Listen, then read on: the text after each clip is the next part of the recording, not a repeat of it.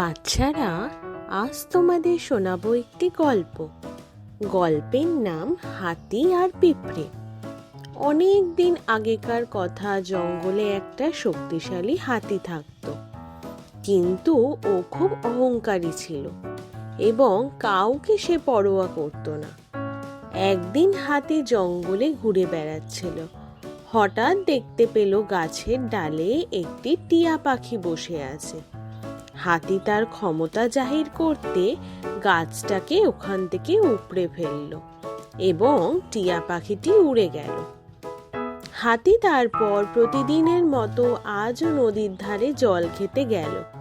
নদীর ধারে একটা ছোট্ট পিঁপড়ের ঢিপিতে একটা পিঁপড়ে থাকত। অহংকারী হাতি তাকে দেখতে পেয়ে বলল, তুমি আকারে এতটাই ছোট, তোমায় আমি পা দিয়ে পিষে মেরে ফেলতে পারবো। একদিন পিঁপড়ে দেখলো হাতি ঘুমোচ্ছে।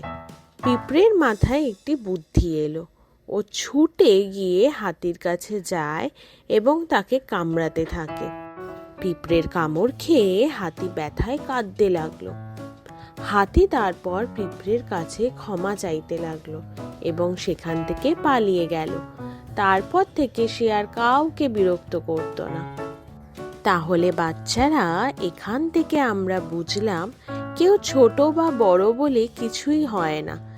কিভাবে ছোট্ট পিঁপড়েটি অত বড় হাতিকে একটু ভয় না পেয়ে তাকে উচিত শিক্ষা দিল, এই গল্প থেকে আমরা সেটা বুঝলাম।